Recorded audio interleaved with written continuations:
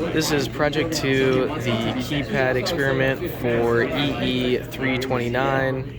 As you can see here, we press 1, singular LED, binary display will appear here. So since we have 2, and then you'll notice that 3 is both of them, 4 to the third bit, and etc. etc. However, when we get to 9, then we will shift over to 10, 11, 12, 13 for the character values here. And then we will shift over to the left where it is star for 14 and then 15, because that will be all 4 of those bits. And that's essentially the program.